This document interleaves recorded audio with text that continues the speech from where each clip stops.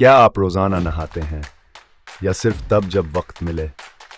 جان کر حیران ہوں گے کہ نہانا صرف صفائی نہیں بلکہ صحت کے لیے ایک طاقتور ٹوٹکا بھی ہے۔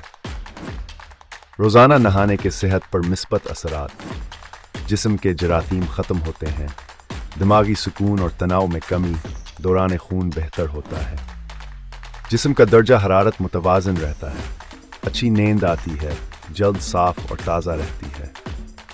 طبی ماہرین کے مطابق نیم گرم پانی سے نہانے سے سرکولیشن بہتر ہوتی ہے اور امیون سسٹم مضبوط ہوتا ہے۔ البتہ بہت زیادہ گرم پانی سے پرہیز کریں، یہ جلد کو خشک کر سکتا ہے۔ صبح نہانا دماغی الرٹنس دیتا ہے، رات کو نہانا نیند بہتر بناتا ہے۔ نہانا صرف جسم کی صفائی نہیں، یہ ایک مکمل ہیلتھ ریچول ہے۔ اگر آپ صحت مند رہنا چاہتے ہیں تو روزانہ نہانے کی عادت بنائیں۔ مزید ہیلتھ کیئر ٹپس کے لیے ٹاک ٹی وی کو سبسکرائب کریں۔